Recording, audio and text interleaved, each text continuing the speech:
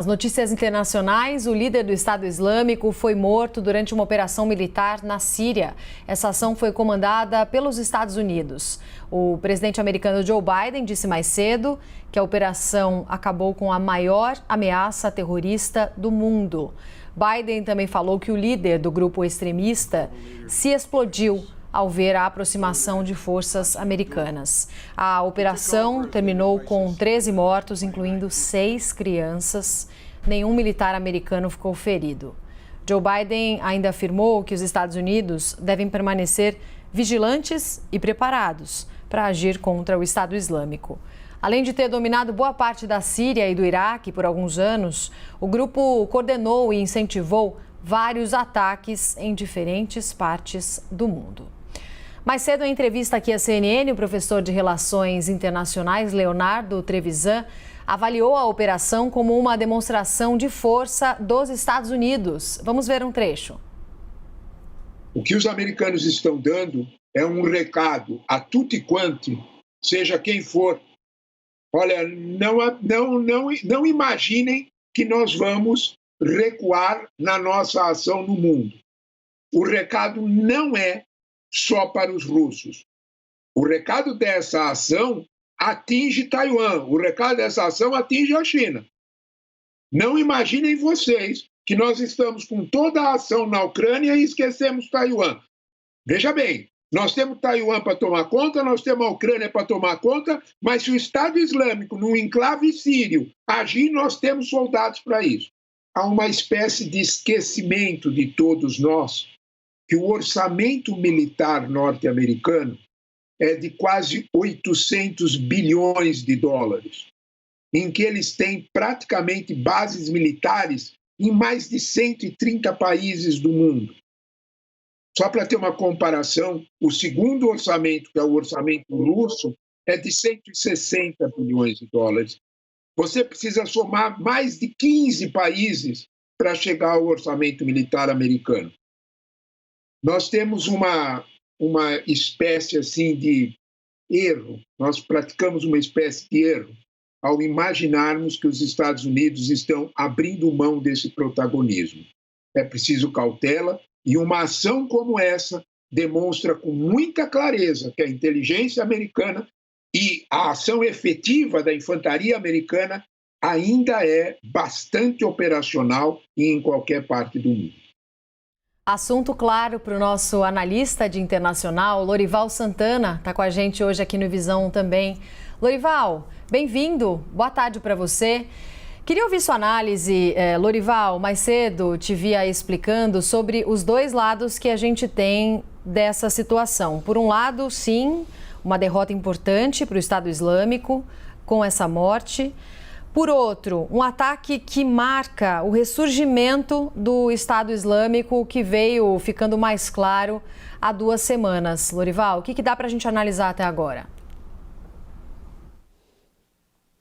Boa tarde, Roberto. Exatamente, o Estado Islâmico estava bastante neutralizado, enfraquecido nessa região, né, no Levante, aí na Síria e também no Iraque, desde há 3 anos. E ele ressurgiu há 2 semanas, como você disse, na tomada de uma prisão, que foi uma ação bastante ousada em Hasaka, no nordeste da Síria.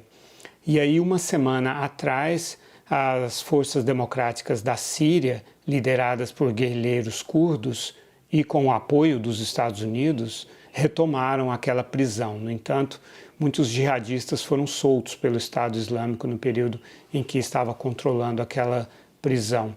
E esse ataque, então, de hoje dos Estados Unidos é uma resposta a esse ressurgimento do Estado Islâmico e se parece muito com um ataque que foi feito em outubro de 2019 contra o então líder do Estado Islâmico, Abu Bakr al-Baghdadi, numa região bastante próxima dessa, onde houve essa operação de forças especiais hoje dos Estados Unidos.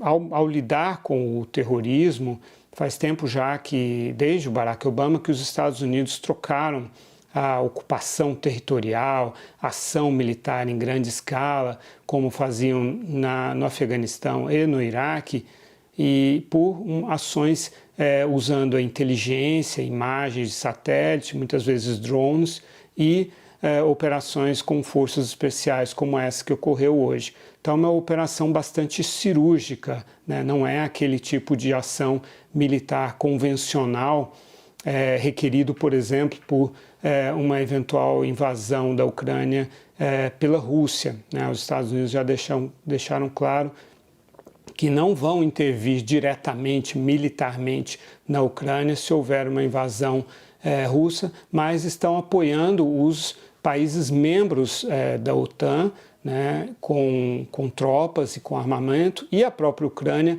também com armamento e com a ajuda ali de 200 militares americanos que servem como assessores das Forças Armadas ucranianas. Então são dois cenários, duas abordagens bastante diferentes. De qualquer maneira, é um ato importante porque o Estado Islâmico, mesmo tendo estado adormecido, digamos assim, na Síria e no Iraque, está bastante ativo no Afeganistão, por exemplo, onde cometeu um atentado em agosto que matou 13 militares americanos, além de 170 civis afegãos durante aquela retirada dos Estados Unidos do Afeganistão. Portanto, continua sim sendo um inimigo significativo para os Estados Unidos e a ação de hoje é um sucesso, apesar, né, da morte de 13 civis, né, alguns deles mortos pela própria explosão de uma bomba que o próprio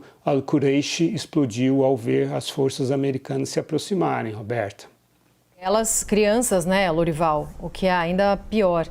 Agora, Lorival, queria puxar com você justamente esse último ponto que você estava explicando, sobre o tamanho do Estado Islâmico hoje, o tamanho e a presença, porque a nossa visão, pelo menos daqui ocidental, era de que a presença deles estava menor ou mais discreta nos últimos anos.